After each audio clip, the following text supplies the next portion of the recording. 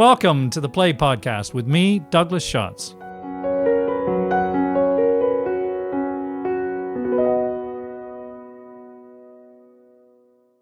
Hello, and welcome to episode 57 of the Play Podcast, where we explore the greatest new and classic plays.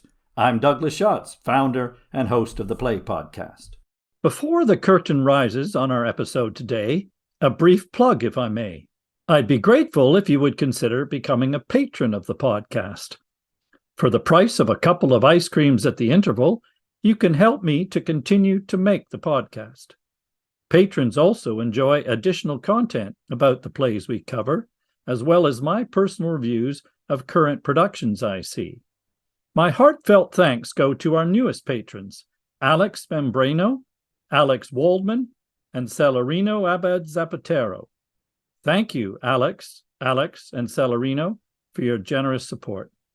For more information about becoming a patron, please visit patreon.com/theplaypodcast. Thank you. And now, on with today's episode. The curtain rises on a bedroom in a house in a small town in Bulgaria in 1885. It is a moonlit night, and on the balcony stands a young lady, gazing at the snow-clad mountains. She is intensely conscious of the romantic beauty of the night, and of the fact that her own youth and beauty are part of it. On her dressing table stands a large photograph of a handsome army officer, her fiancé, who is away at war. The young lady's reverie will shortly be broken by her mother bringing news of a great victory led by her heroic fiancé. Her delight in this glory is soon to be dangerously disturbed, however, by the arrival of a Swiss mercenary, who, fleeing the battlefield, climbs into her room through the open window of her balcony. The Swiss soldier's appearance threatens not just her safety, but the very fabric of her and her family's provincial existence, as he challenges their romantic preconceptions of love and war. This is the beginning of George Bernard Shaw's play Arms and the Man, which is both an effervescent romantic comedy and a satire of love, war, and social pretension. The play was first performed in 1894 and was Shaw's first public success as a playwright. During the opening night curtain call, the audience called the author up onto the stage with great applause, except for one dissenting person who booed. According to legend, Shaw replied, "My dear fellow, I quite agree with you, but what are we two against so many?" The play's rich comic characters are a gift for actors, and in the 130 years since its premiere, the roles have attracted many great, even unlikely, names. Actors as notable and diverse as Laurence Olivier, John Gielgud, and Marlon Brando have played the buffoon that is Major Sergius Saranoff, while Ralph Richardson, John Malkovich, and Kevin Kline have appeared as the cynical Swiss mercenary Bluntschli, and Vanessa Redgrave and Helena Bonham Carter have assumed the sparkling romantic lead, Raina. As we record this episode, Arms and the Man is currently being revived in a joyous production at the Orange Tree Theatre in Richmond, directed by its outgoing artistic director Paul Miller, and starring Rebecca Collingwood as Raina and Alex Waldman as Bluntschli, who are both wonderful. I first saw a production of the play many years ago at the Shaw Festival in Canada, and I have very fond memories of some of the funniest scenes I have ever seen on the stage. So I was delighted to have the chance to see the play again and to cover it on the podcast. My guest today, to help explore the first Shaw play that we have essayed on the podcast, is Iavn Wise. Iavn was the editor of the Shavian, the journal of the Shaw Society, for 5 years from 2005 to 2010. He has lectured on Shaw at the Carlow Festival in Ireland, the Shaw Festival in Canada, and at Shaw's Corner in Hertfordshire, and has written about Shaw for the Times Literary and Higher Education supplements. He was recently the expert witness on Shaw on BBC Radio 4's Great Lives. Iavn also presents the podcast Better Known, which asks guests to nominate 6 things that they love that they think should be better known. I'm sure that we could come up with 6 plays that should be better known, Iavn, one of which I suspect you would suggest would be by Bernard Shaw. Welcome, Iavn. Thank you very much for having me. I want to start today by asking you where your special interest in Shaw first began, And what was your first encounter with this play, Arms and the Man? Well, I was really looking for something to do on a Friday evening, and I found in the listings of Time Out magazine something called the Shaw Society, which was a group of people in central London in Red Lion Square who met every month to discuss the works of George Bernard Shaw. And I went along knowing nothing about this organisation or this group of people and was just absolutely blown away. It was populated by people, some of whom had actually met Shaw towards the end of his life, who were passionate, eccentric, extraordinary individuals. And I just got drawn into this group. The first session they ran was on How He Lied to Her Husband, where a husband and wife team acted out the parts. The husband, Tom Evans, had been editing the Shavian since the death of John F. Kennedy. And as soon as I became interested, he was very keen to hand it over to me after 40 years of doing that. So I actually got interested in Shaw through the Shaw Society and that amazing group of people. And then I started watching his plays, which I sought out wherever I could, mostly fringe theatres in London.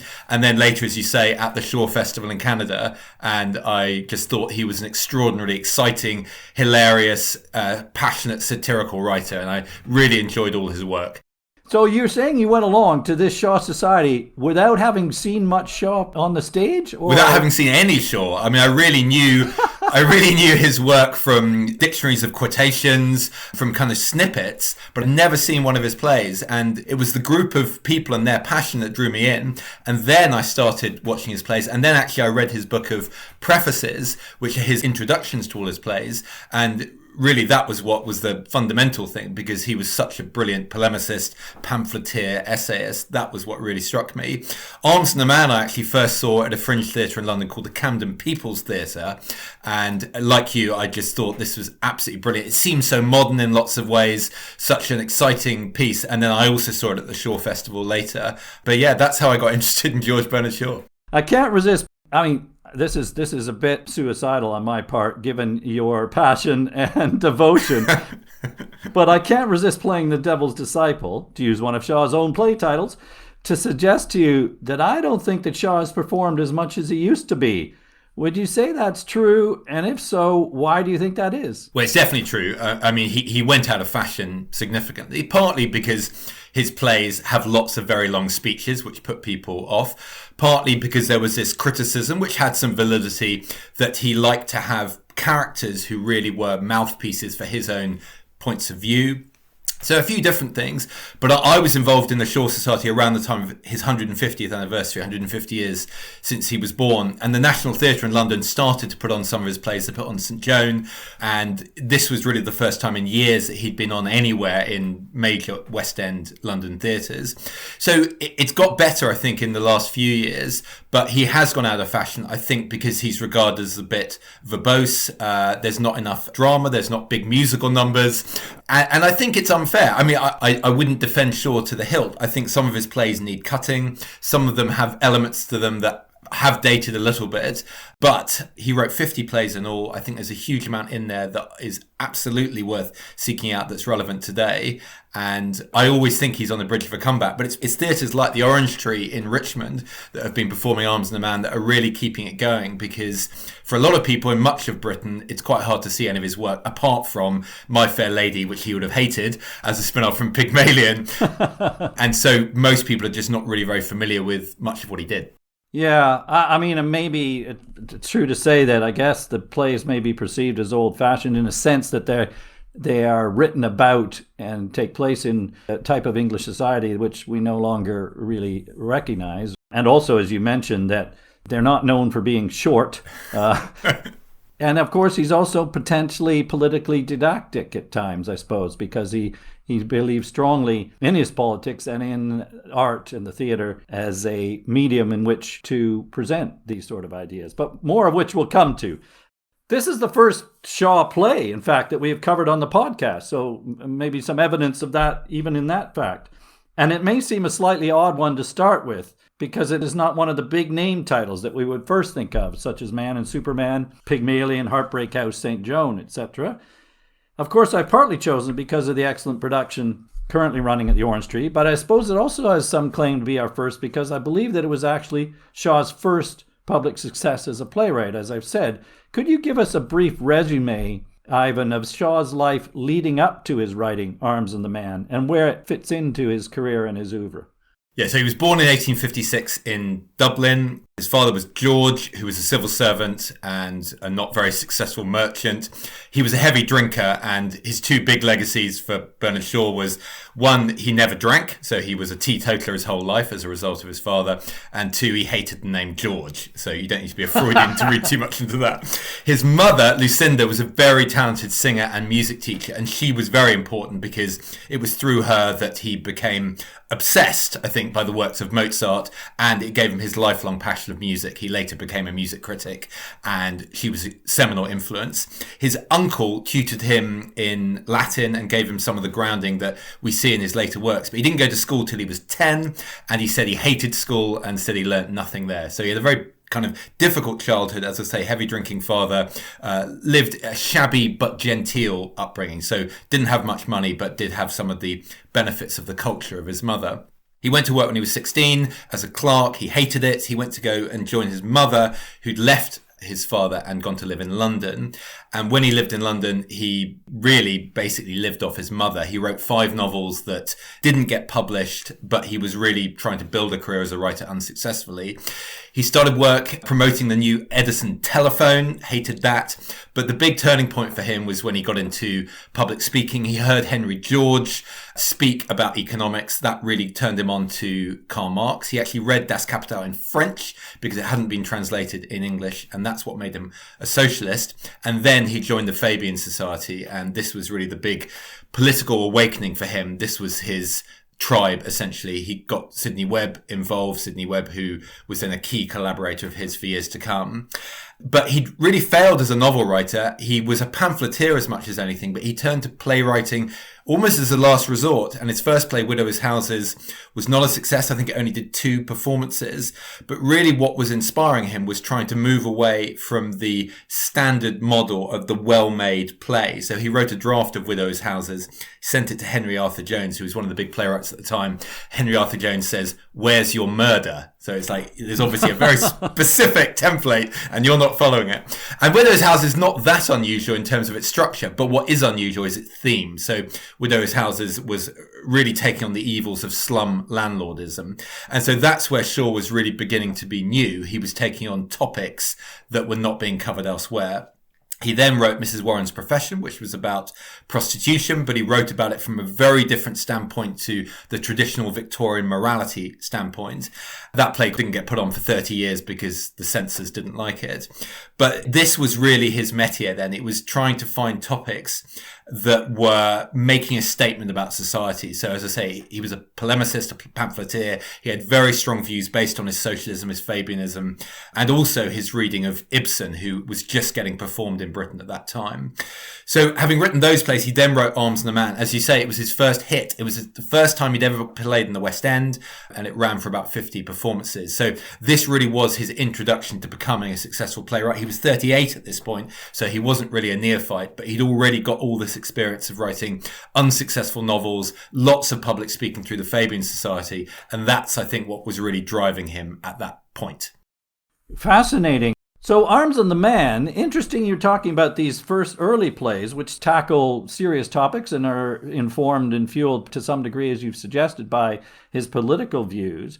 I don't think Arms and the Man particularly comes across as that, although we'll get more into that in a few minutes. What I wanted to ask you about was, how was the play first received critically? I mean, we talked about an audience reception, but how was it received by the critics at the time? Well, the quotation you give was by a literary agent, so somebody called Reginald Golding Bright, and the reason he hissed was because he thought Shaw was satirizing the British Army. So there was an undercurrent of that, of people feeling that Shaw was taking on this sacred cow, which he was, and he was unreasonably satirizing the armed forces, which was kind of not acceptable. Actually, the Prince of Wales went to see it, later Edward VII, and he put out a statement regretting that the play should have shown so disrespectful an attitude towards the army as was portrayed by the main character. Wow. So, that's pretty bad press, isn't it, really? Although, actually, I read somewhere, Ivan, that he said the secret of success is to offend the greatest number of people. He seemed to have been successful at doing that. Well, the brilliant thing about George Bernard Shaw is there is a quotation of his for every occasion you can possibly imagine.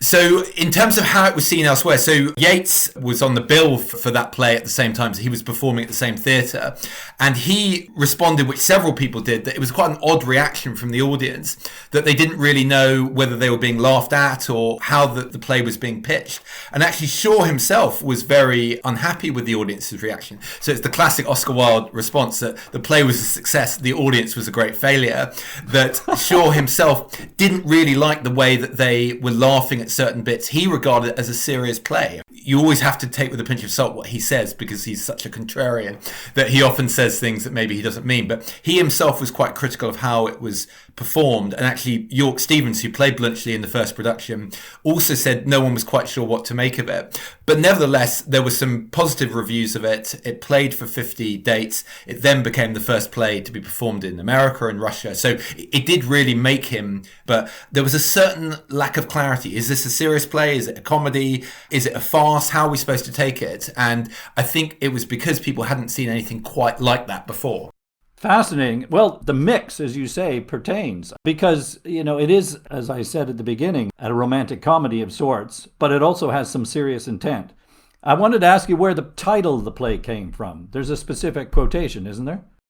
Yeah, so as I mentioned, his uncle really was responsible for his classical education. So he knew a certain amount of Latin through his uncle. So he'd read Virgil as a teenager, and the opening lines of Virgil's Aeneid is "Of arms and the man I sing, arma virumque cano." So he's taken it directly from Virgil, but it's an ironic title because Virgil's play is an epic. It's glorifying war and the heroism of man. This play is very much not doing that. It's debunking that, it's satirizing that, it's ridiculing the idea of the heroism of war. So it's an ironic title, but it's an indication of his education, not the formal education that he even knew about that. So yeah, that's where it comes from Virgil.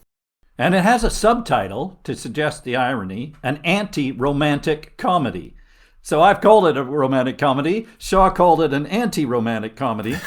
Interestingly, the play was published a few years later as part of a volume of 4 of his early plays that were collected under the title Plays Pleasant.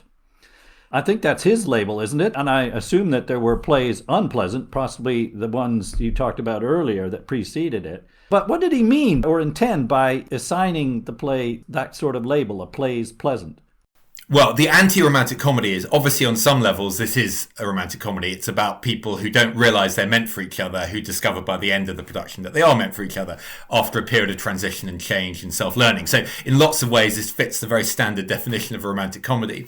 The reason it's an anti-romantic comedy is because previously romantic comedies were thought of things that celebrated the glory in human beings, the heroism, the chivalry, the noble nature, all this sort of thing. And basically Shaw was just absolutely destroying all that and saying, no, these soldiers may have these nice uniforms on, but really they are no different to you and I, and they are behaved in the same flawed ways that all the rest of us humans are. So that's the anti bit, but the romantic comedy bit is very much conforming to lots of the stereotypes of what we would still see as a romantic comedy today. He did write plays unpleasant first, so some of the ones I mentioned before, like Mrs. Warren's Profession, were grouped under that title. And he called them unpleasant because he said their dramatic power is used to force a spectator to face unpleasant facts. So when you're watching Widowers' Houses, by the end of it, you're supposed to really feel, or you do feel, the injustice of these landlords. And with Mrs. Warren's Profession, you're meant to feel the injustice of how these women who had turned to prostitution for economic reasons, you're meant to feel sympathy for them. So the plays Pleasant came after that, and one of them was Arms and the Man. And really what he meant by that was they were a bit more lighthearted and comical, so they were designed to be funny, but there's still serious points in there. So he still wants you to leave Arms and the Man feeling something of his views about war, but he's doing it in a slightly more upbeat, comedic way. Yes, of course, the adjective pleasant conjures something lightweight and innocuous, but it isn't entirely that. I think what was interesting in the preface to Plays Pleasant, you mentioned his prefaces, he makes the point that he saw the need, and maybe this had come to him after the first few plays he wrote, the need to write plays that commercial theater would produce, and as he described them, commonplace people would go to see. because he believed that theater was a social organ, as he called it, a force, therefore, for education and propagation of ideas. And if you don't make them palatable or in a form that producers will actually put on, then no one's going to have access to them. So I think that was some of his intent. Well, that's right. I mean, number one, his early plays were not successful. So I think it was economic. I mean, Shaw was a very practical person. I think he was aware that he needed, if he was going to make a success of this career, having not been a success as a novelist, that he needed to write plays that were going to get put on in theatres and were going to have more than a 2-night run. So I think it was very practical. He also did have this slightly, I think, possibly condescending view of the public. So, as I say, he was a bit critical of how Arms and a Man was put on. And he was critical of the audience. And he said he divided the audience into the mass of people who he said were too stupid to relish the wit and too convention-ridden to sympathise with the characters. So I think he did slightly look down upon some of the potential audience, but equally he recognised that if he didn't put on plays that they would come to, he wasn't going to have a career in the theatre. On the other hand, he said in the preface, these plays were part of what he called the new drama. And you mentioned earlier about him moving away from the tradition of the well-made play. I would argue this is a well-made play, in fact, and we will come to that too. But what did he mean by the new drama? Well, the theatre had been dominated for a number of years by these very, I guess, tightly defined conventional structures, particularly around morality. So these are topics that are suitable for the theatre. This is what must happen to the characters who transcend those terms of morality. This must be the convention. So the Henry Arthur Jones comment of "Where's your murder?" is there is an expectation that certain things happen at certain points. What turned that around, as I said, again, was Ibsen. So Ibsen was first performed in a private production in Britain in 1889. Arthur Wing Pinera, who had previously written farces, went to see Ghosts, and he was very influenced by this new way of writing plays, which was essentially that these plays could end tragically, that the good might not end well and the bad end badly, to quote the Oscar Wilde line. He became interested in more avant-garde and shocking plays, so he wrote The Second Mrs. Tanqueray, which ended in tragedy. But Shaw said that Ibsen unmasked our slavery to the ideals of goodness. So Shaw was really interested in undoing some of this convention. So he really felt that before him, dramatists were very straitjacketed. They had to behave in a certain way. And also you had, at this time in Russia, Chekhov was saying things like, theatre should show life and men as they are, not as they would want to look if you put them on stilts. So it was about trying to be more realistic, and Ibsen was the forerunner to this. But really the new drama was trying to portray women who were less conventional. So they were interested in getting the vote, having more economic independence, being free of their husbands. It was trying to get away from Victorian morality. It was trying to get away from the conventions of the plot. So Shaw was one of the early forerunners of presenting new drama, but really it all goes back to Ibsen. Yeah, fascinating. I mean, from our standpoint now, it doesn't look that revolutionary, Arms and the Man, to be honest. You're right. It's not revolutionary in terms of the plot. I think what was revolutionary was putting on the stage in 1894 the idea that actually soldiers were not that heroic. I think that idea of puncturing that was the revolutionary part that really hadn't been done before. And that's why a lot of people didn't like it. So let's dive into the play itself now. For listeners who are not familiar with it, I wonder, Ivan, if you could give us a brief summary of the main characters and the plot as it is. Yes. So Shaw once said that Arms and the Man was an attempt at Hamlet in the comic spirit. So a quotation for everything, as you said. I know. Take that what you will. Not least his very kind of substantial ambitions. It sure was nothing if not a ambitious man. So it's set in 1885 during the Serbo-Bulgarian War. The first act is solely in the bedroom of Raina, the main female character. And essentially what happens is she's in her bedroom and this man appears at her window, Captain Blunchley, and he has escaped from the fighting. And this is obviously very shocking, but he has a gun. He says to her, "You must hide me, otherwise I will shoot you." There's then word that soldiers are coming in to search the house. She decides to hide him because she's worried for her own welfare. And while she's hiding him in her room, she learns a bit about him. She discovers that he was one of the soldiers on the other side, so not on her side. But she discovers that actually he's not really a heroic person. In fact, rather than cartridges in his gun, he carries chocolates, which immediately gives a sense that he's a slightly unusual figure. But she's immediately torn because her fiance, Sergius Saranov, and her father, Paul Petkov, are both in the opposing army. So she is on one hand drawn to the nobility of her fiance and her father, but then she's also drawn to this captain on the opposing side who appears to have a certain charm about him. The search is unable to find him because they've hidden him, and then she and her mother later sneak him out of the house in one of her father's old coats.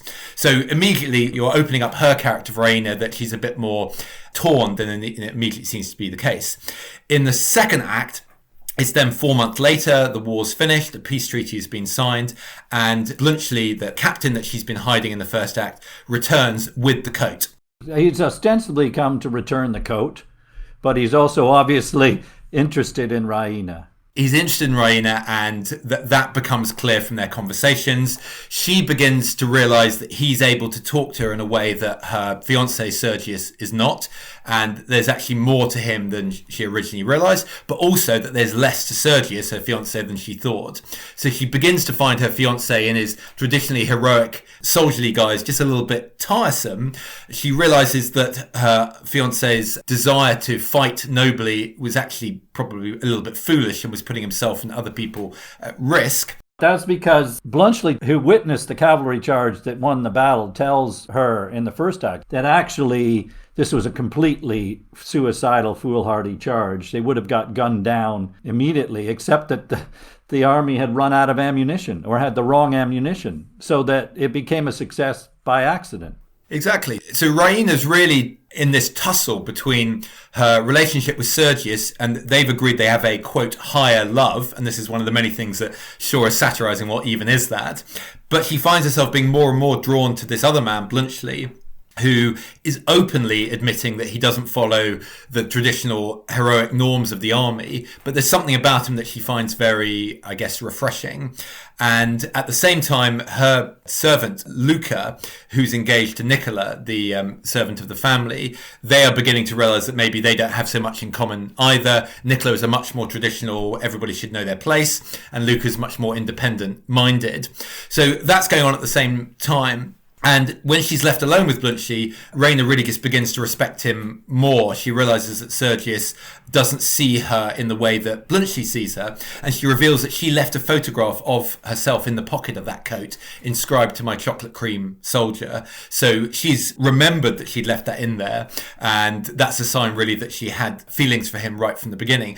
Blunchley never found this photograph and realizes it's still in the coat pocket. But at that point, he gets a telegram letting him know that his father has died and that he must go back to Switzerland to take over the family business. So it is a traditional romantic comedy in that this couple who are initially, there are things that are keeping them apart and then beginning to be drawn together. And then in the third act, Blunchley openly is laughing at Raina's noble attitude and basically is just talking to her in a very direct but also very honest way, which he really respects. And then at this point, Luca steps in to inform Sergius that Raina has a suitor and that the Blunchley is a rival towards Sergius. He challenges Blunchley to a duel, but then he retracts it, so he's not that heroic after all. So Blunchley, in the end, actually asks permission to become a suitor for Raina, and he starts listing all his many possessions now that his father has died and he's inherited them, which includes 9,600 pairs of sheets. It's a hotel business, just to explain. It's not just his own private collection of sheets.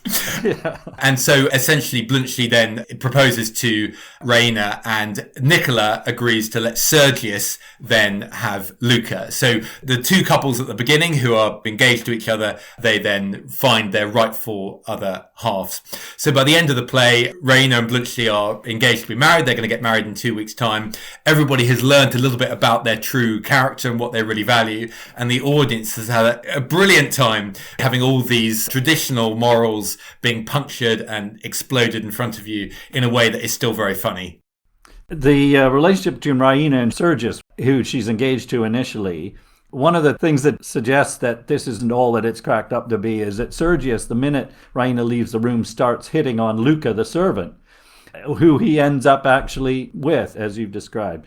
It's great fun. It's essentially a drawing room comedy. However, I read that George Orwell wrote of Arms and the Man that it is probably the wittiest play Shaw ever wrote, the most flawless technically, and in spite of being a very light comedy, the most telling. So Shaw was, of course, known for his wit, in some ways like his near contemporary Wilde.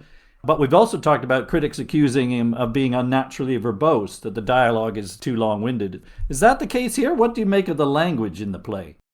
I think this isn't one that falls into the category of being verbose. It moves very fast, I think. I would really compare it to screwball film comedies of the 1930s and 40s. There's something about this that makes me wish Billy Wilder got involved in it. There's a great Billy Wilder quote, actually, about how if you're trying to make a scene interesting, if you see a man coming through a doorway, it means nothing. If you see him coming through a window, that is at once interesting. And of course, this play begins with a man coming through a window.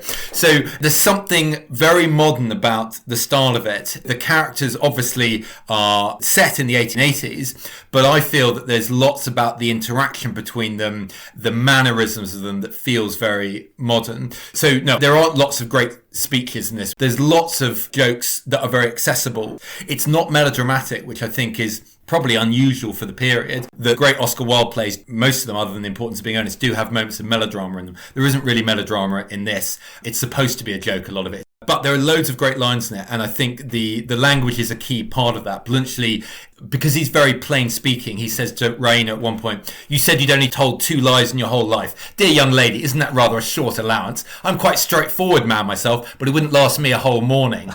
You know, the language is immediately drawing you in. Raina says, "Do you know, sir, that you're insulting me? I can't help it. When you strike that noble attitude and speak in that thrilling voice, I admire you, but I find it impossible to believe a single word you say." So the way that he's writing that feels very contemporary. The back and forth is reminding me of Cary Grant and Katharine Hepburn. It's very immediate. It feels the way that people who are becoming couples really might talk to each other in real life. It's great that you quoted that line, "It's impossible to believe a single word you say," because I had picked that out as well as a sort of dazzling style like Wilde to some degree. There's another one between them where she says, "Do you know, you are the first man I ever met who did not take me seriously." And he says, "You mean, don't you, that I am the first man that has ever taken you quite seriously?" I mean, it sounds like Wilde, doesn't it? But also the point about the verbosity of the text is interesting. I agree with you. That doesn't seem to me, I think, to be applicable here at all. The director, Paul Miller, who directs the current production of The Orange Tree, I think made the great point that though it can feel wordy in print on the page, in fact, in his experience, it springs to life in performance. And seeing that show, I think that is true. It is full of energy. It has, as you say, a cut and thrust between them of both ideas and emotion. Well, I think a couple of things. I think firstly, because he was so interested in dialogue, it means that he doesn't have to populate his play with lots of unnecessarily drawn out action. So there's a Chekhov line from this sort of time where he says, in reality, people don't go to the North Pole to fall off icebergs. They go to offices, quarrel with their wives and eat cabbage soup. So he was taking from that idea that a good play doesn't have to have lots of things happening in it, provided what's being said is sufficiently interesting. So that's really crucial. I don't think Shaw was that interested in plotting. He was interested in people's language and how they interacted with each other at the same time. But I think the other thing to say is what was really important to him was that the audience was believing that what was being said in front of them was representative of reality. So his advice to actors was always fast. So he'd say to people, you should come on stage and immediately start talking. You shouldn't have a few second gaps. He was all about the pace of the material. If you talk 150 words or 200 words a minute, then the audience will just take what they need to and imagine the rest. And that speed of it was, again, something that was new. So it wasn't just the language, it was the fact that it was really moving at a rapid pace, and then the audience could fill in the blanks of anything they missed. Yeah, fascinating. It really fizzes along, I have to say, in performance. But also, actually, to take the point about plot, it's also very neatly constructed. I mean, as Orwell said, flawless technically. It has elements of classic farce, doesn't it, the way he plots it? And, of course, I think also cleverly he sets up this contrast between the two very different types of soldiers, Sergius and Bluntschli, where he inverts the supposed hero and the coward, and they become the axis of Shaw's satire. But, you know, the journey of the coat and the photograph inside the pocket, those are all classic farts and very neatly done. That's right, exactly right. In some ways, the construction of it is less interesting only because I think it's more conventional, but clearly it's very skillfully done. It's very nicely put up of Sergius and Raina's father against Bluntschli in terms of what they believe in and what they value and what their morals are. The subplot of Luca and Nicola and Sergius nicely mirrors the main plot of Bluntschli and Raina. So I think you're right. The construction is impressive. I suppose, like all good construction of any building, probably that's not the first thing you notice when you're enjoying it. You just know that you're enjoying it. But when the construction goes wrong, you really do notice. Yeah, it's just well formed. It's a foundation, isn't it? I think you're right that it's not necessarily the plot, but the way the array of characters are drawn structurally, in a sense, as I suggested. You talked about the mirroring of couples and the mirroring of Sergius and Bluntschli, who represent perhaps contrasting ideas of masculinity, and also they embody this dialectic that he's trying to play out, which is part of his serious intent thematically. Which brings us to this serious intent in the play. I mentioned that Orwell, who was a serious critic, thought it was telling. And in the preface, Shaw said something about his intentions, that his target was really what he called the romantic view of the world. Romance is the great heresy to be swept off from art and life. What do you think he meant by the romantic view, and how is this the target of the satire in the play? Well, as I say, I think on one level it is conventional romantic comedy that the people that you're rooting for from the beginning, although they don't know it, will eventually get together. I think what's anti-romantic about it and what's unusual and revolutionary about it is the fact that things that were just always celebrated in British life at that time, this is late Victorian Britain, are themes and ideas that Shaw really is not just disagreeing with, but showing disrespect for. So the idea that soldiers are not noble and courageous, it was quite a revolutionary idea. I mean, the compelling Victorian poem about war is one that is just not true. It's about a cavalry charge of the Light Brigade that's just romanticized. And Shaw had never been in war, but he'd got from his friend Graham Wallace, who was his best man, some detailed accounts of the cavalry charges in the Franco-Prussian War. And I think he was just trying to say, I know that you will get your information from war from these grand paintings and poems and narratives. Here's another angle on what it's actually like. So I'm going to show you a story of this individual soldier who's fighting in this fairly insignificant war that most people haven't even heard of, the Serbian-Bulgarian War.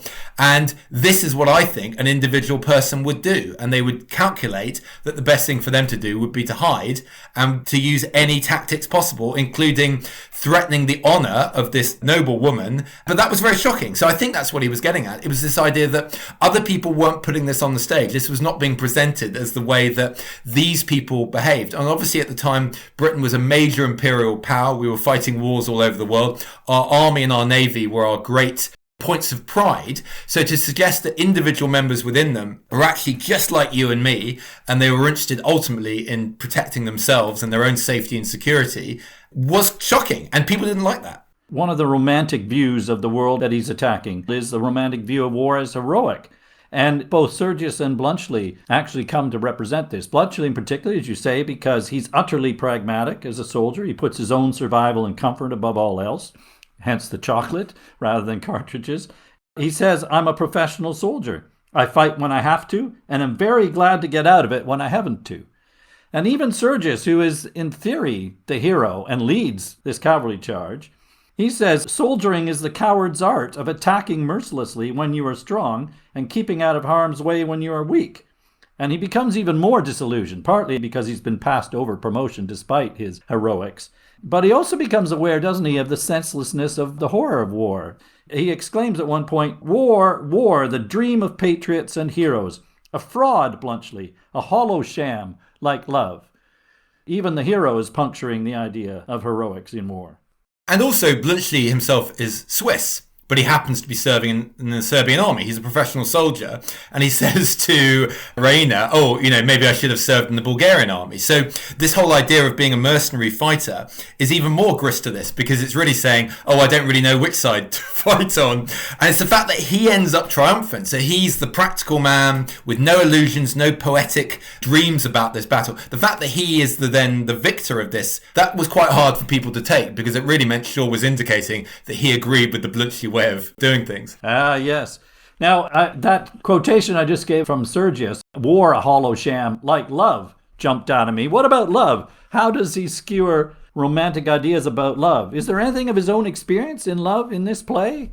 Well, that's hard to know. I mean, certainly Florence Farr, who was the first woman he had a proper relationship with, she was the character that Raina was based on. So Raina was written for Florence Farr. She ultimately couldn't actually play the role because he'd finished writing it too late and she was involved in another production. So she played Luca, a smaller part. But there was clearly something in Raina that Florence Farr, through their personal knowledge of each other, had given to him. But I mean, the whole play is really exposing some of the absurdities, as he saw it, of some of the ideals of love. That Raina has this very set ideas of what this higher love is, and he gets her really to admit that it's nonsense, that her sense of what she feels for Sergius is shallow. It's not based on any profound connection between the two of them. And this idea that she had of heroism and so forth was really just encouraged by her parents because marrying Sergius would be a good match. So I think he really is criticizing that idea that people should be allowed to pick who they want to marry based on their own feelings rather than who suits the economic interests of their parents. And obviously Luca and Nicola, their relationship doesn't happen again because they realize that they fundamentally disagree with their own roles as people in service and who they should be.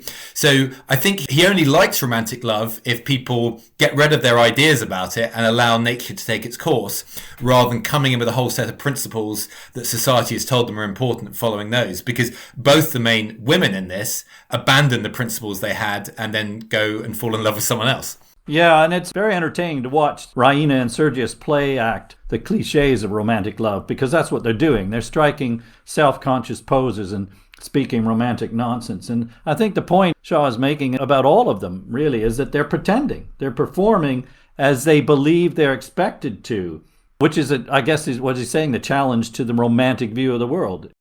I also wanted to ask you about, we talked at the very beginning about Shaw's politics a bit.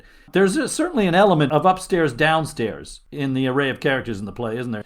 Shaw is using the characters to satirize the perceptions of social class and particularly of social mobility, I think, because we have the Petkoffs who are snobbish, and we also have Luca, the servant, who has an ambition to not be a servant. And we also end up with Sergius, who in theory should be marrying in his class, ultimately marrying Luca. So what is Shaw doing from the political point of view here about class and social change and justice? Well, I think partly he's saying that this is all a front as well. So although the Petkoffs are wealthy, Catherine Petkoff is desperately trying to seem really cultured and as Viennese as possible, as the epitome of culture. But he makes it clear from his stage directions that what she owns are only quite cheap Viennese items, that she doesn't have they've got the only library and inside staircase in town, but they're not good libraries. There are not many books in it. In the stage direction, there are very few books actually on the shelf. And it's interesting you talk about Catherine Petkoff. She's described in the stage directions, which again, there are extensive stage directions, a woman who might be a very splendid specimen of a wife of a mountain farmer, but is determined to be a Viennese lady. Yeah, so she's a social climber. At one point she says our position is almost historical. We can go back for 20 years. So, Nouveau riche. Nouveau riche. So, they are trying to be more than they are, although they are wealthy. So I think what Shaw is doing is saying actually the class of these individuals is a bit more complicated. As I say, Blunchley is a Swiss man who's fighting for the Serbian army, so his background is unclear. He suddenly becomes very rich when his father dies and he inherits his hotel business.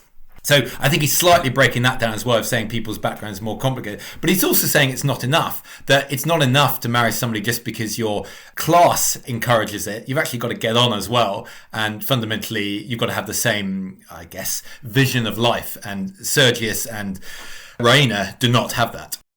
And there's a great debate, isn't there, between Luca and Nicola, the two servants, about their attitudes to remaining in service and their expectations for their lives. So Luca describes as having the soul of a servant because he is essentially relatively happy with his station. She, on the other hand, is very chippy. She has a strong ambition to rise above her station and, in fact, ultimately, through force of will, achieves that. So they have a debate about social mobility and the possibilities of that. That's right. Luca's ambitious to go beyond her status. I mean, in the first act, she actually sees Bluntschli's gun that Raina has hidden from the soldiers searching the house, but she doesn't say anything. So she's going beyond what would be expected to be her remit as a servant and use her own judgment. And she's a feminist. You know, she strongly believes that she should have rights of her own that aren't connected simply to the person she's married to. So yes, she is much more of a traditional Shaw new woman in the phrase of the time, whereas Nicola is a more traditional servant. It's interesting you mention feminism. The women characters are wonderfully strong, aren't they? They could be seen as almost proto-feminist. Their intelligence and energy are at least a match, if not more impressive than the men. Was Shaw ahead of his time in his creation of these strong women characters? And where did these ideas about women come from? Well, Florence Farr, who I mentioned, was a feminist. She advocated for votes for women, for equal protection under the law, equality at work. Florence Farr was also the first woman to play Ibsen. She played Rebecca West in Rosmersholm, which could certainly be seen as a proto-feminist role. So I think he was ahead of his time. He was obviously, through his work in the Fabian Society, beginning to grapple with the idea that suffrage for women was a genuine, realistic political prospect. And I think he was surrounded by women who believed the same thing. So yes, I think he was certainly ahead of his time. Again, Ibsen was key in this. Obviously, The Doll's House that I mentioned that had been performed for the first time a few years before this was putting forward the idea that Nora, the main woman in that play, may have duties beyond simply the pleasure of her husband and looking after their children. She might have ambitions of her own. So again, this is kind of fundamental to all this. But I think Florence Farr had an influence on Shaw as well in some of what she believed. Raina is a wonderful example, I think. Partly, I think, in the journey she goes through in the play, because we watch her go from being self-consciously love-struck, pretending romantic girl, in a sense, to dispensing with the illusions of the romantic view of the world and becoming a clear-eyed and serious modern woman. Well, I think it's exactly as you said. I think she's playing a part at the early part of the play. She remembers a Verdi opera where a member of the aristocracy shelters an enemy. And that's why she shelters Bluntschli. She's seen it in an opera and now she's acting that out. So she's got these ideals that she's been kind of given through her background. But equally, she's delighted to step away from these ideals when she realizes that maybe they're a bit meaningless. And as you say, she's already interested very early on in shocking Sergius because he's a, quote, stuffed shirt. So the feminist in her, the revolutionary in her, is aching to come out. But I think it is very skillfully done because at the beginning she has this set of ideals and by the end she's lost them. And that could easily seem false or artificial. And the way that it's played in the production, I think, doesn't make it look like that at all. It's interesting. One of his intents is to display the obvious hypocrisies in the attitudes and behavior of all these characters. But is he exposing them only to our ridicule and judgment? Are people going back to how the audience are reacting? Are we laughing at these people? I think it's very hard to put ourselves in the shoes of the audience 130 years ago. I'm sure what Shaw was trying to do was to nudge his audience to think again about what appropriate responses were to situations and the right way for people to behave in those situations. And he's coming from a perspective that people should not be false in how they act simply because that's what their parents or their society has taught them to do. So whether people in the audience were laughing how absurd that was or were thinking, oh, maybe there's something there, I think depends on how close they were to Shaw in the first place. But clearly he is trying to nudge society a little bit away from some of those traditional values which he regards essentially as false and ultimately doomed. It's interesting, though, that they're obviously the butt of the humor. But on the other hand, he also, I think, tries to avoid reducing these characters to stereotypes, ultimately. I mean, they are slightly more complicated than that. He talked in the preface about wanting to avoid creating stereotypes. He wanted characters to have their own points of view and to have some respect for those points of view, to be balanced about them. And I think he achieves that, doesn't he, with these characters? They're more rounded than the cliches that carry the message. Yeah, it wouldn't be so effective if the characters were two-dimensional because it would be too obvious what he was asking you to think. So I think the power of the play is the fact that the characters are interesting and their change, their transformation is believable. Nevertheless, I still feel it's pretty evident where Shaw's views were in this. But you're right, if they were less well drawn, I think it wouldn't be so effective. Well, it's interesting you're saying about where Shaw's point of view is. I think you mentioned this earlier. Is Blunchley Shaw's spokesman? Would you say he represents her point of view? Well, it's always dangerous to start questioning where the playwright, which character he's identifying with. I think I would say largely that is his point of view, but Shaw is always slightly more interesting than that. There are always going to be elements of his perspective across all the characters. But yes, I think as many playwrights do in their early works, one of the lead characters is going to be their spokesperson. I think Blunchley is the closest to that, yes. Well, it's interesting also about him, like some of the others, the richness of the character. And I suppose Shaw is slightly mischievous in this way, possibly, but that, the professed cynic becomes, as he describes himself, has an incurably romantic disposition and, of course, comes back for love to marry Raina. And I think that mix, that ambiguity, is also possibly even most obvious in Sergius. He is, of course, the butt of much of Shaw's humor and satire, but, he also actually has moments of self-knowledge. And his confusion about his own identity, we watch play out through the play. He doesn't really understand who he is, what he should be, what is happening to him a lot of the time. But occasionally, he actually has these moments of insight as well. He does. I mean, at one point he says to Luca, do you know how tiring it is to be involved with a higher love? Yeah. So on one level, he is delighted to have this noble feeling, but on the other hand, actually, it's a bit of a hassle for him.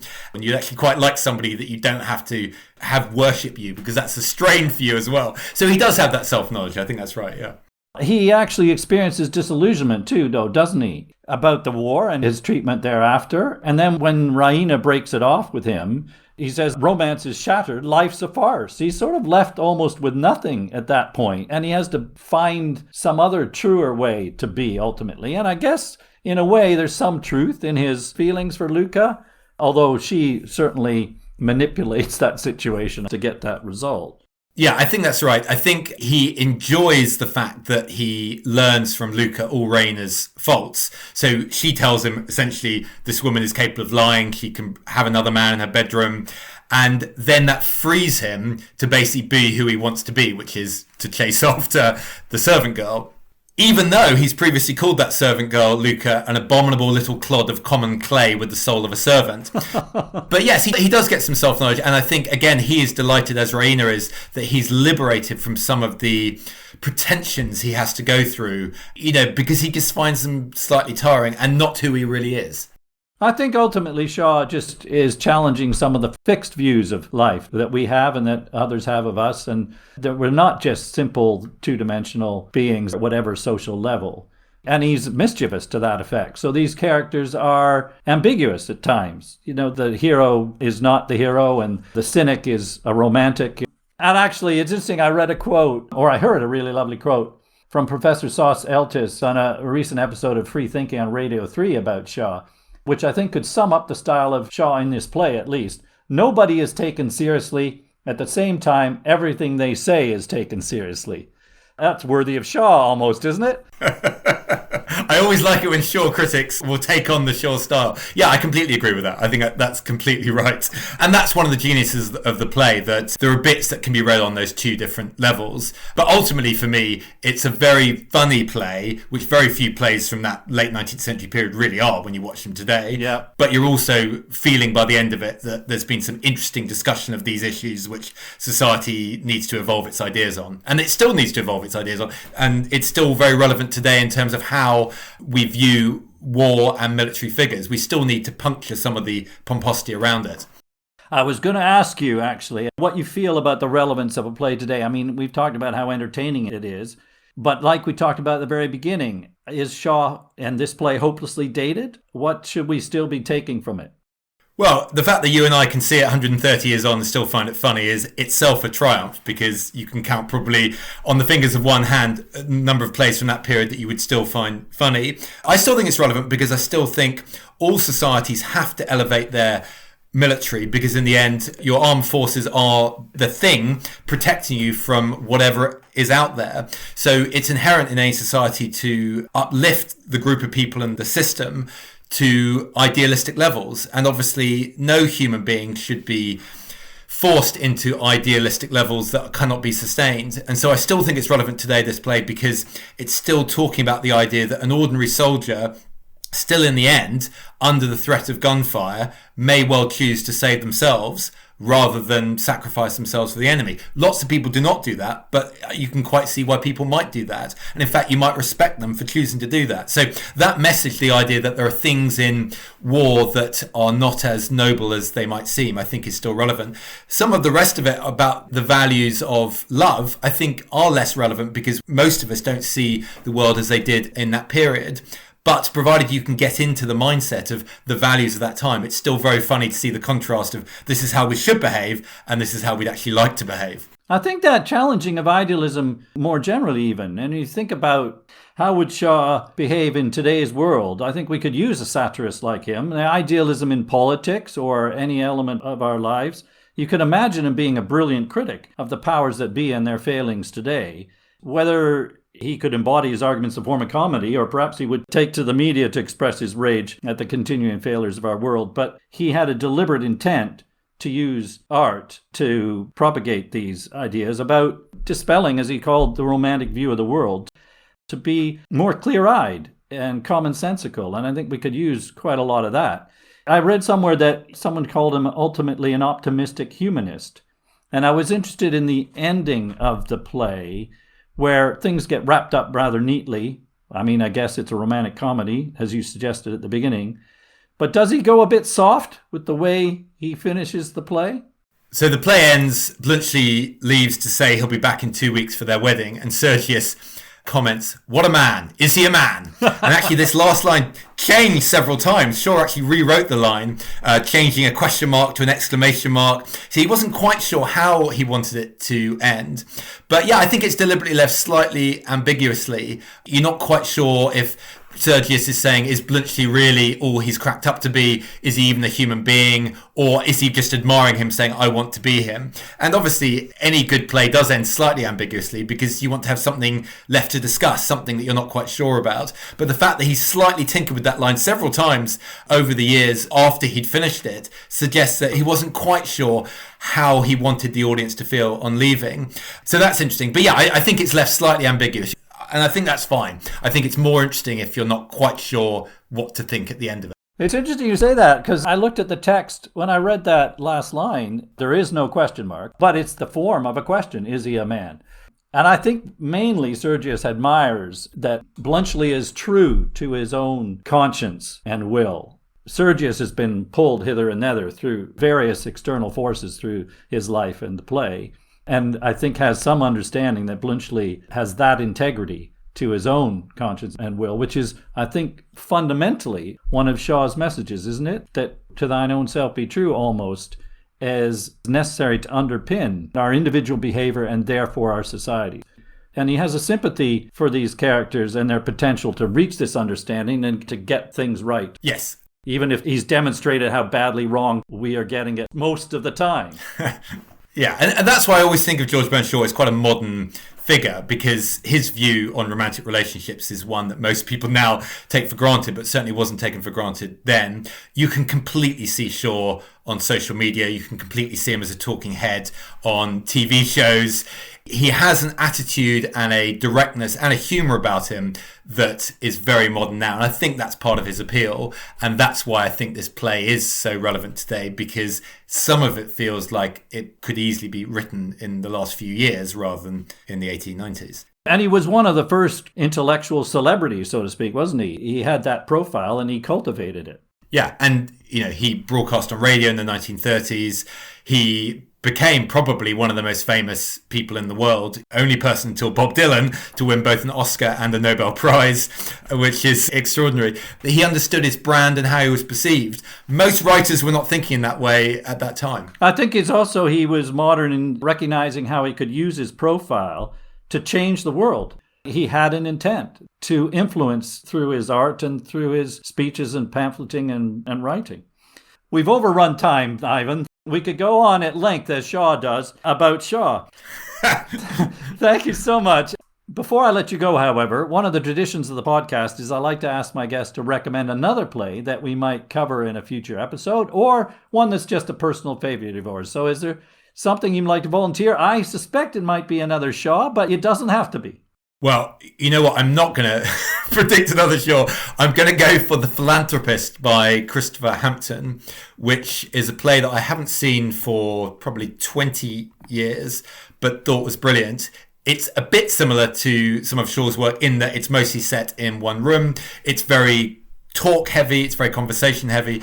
It's also very funny. So that would be what I would throw at that. I haven't seen it for a long time, but I remember finding it absolutely hilarious. That's classic. I actually just pulled that out of my bookshelf the other day to read again. So a great suggestion. And maybe I'll call you up and we could talk about The Philanthropist by Christopher Hampton. But certainly any other Shaw play that comes along, I will be in touch, Ivan. So thank you very much for your time and expertise today. It's been great to talk and to meet you. Thank you. If you're listening to this before the 14th of January, you still have a chance to see the wonderful production of the play at the Orange Tree Theatre in Richmond. Go while you can, because the play doesn't come around all that often, and it is a chocolate cream treat of a theatrical night out. As the curtain falls on the happy ending, has Shaw dispelled with the romantic illusions of life as he intended? He has skewered some of the pretensions we fall prey to in love and social status, as well as the destructive folly of patriotism and war. And he has acknowledged our all too human propensity to be confused by these romantic ideals. Finally, the happy ending is achieved by their arriving at a clear and truthful view of themselves, from which it follows that all else may then have a better chance of coming right. Thanks for listening. See you next time.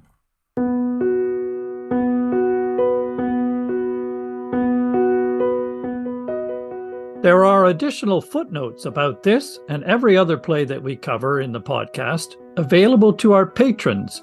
Patrons also enjoy exclusive access to the play review, bonus episodes in which I review current productions that I see in my regular theater going. To become a patron, visit patreon.com/theplaypodcast and follow us on Twitter and Facebook at The Play Pod and on Instagram at The Play Podcast. Thank you again for listening and for your support. See you next time.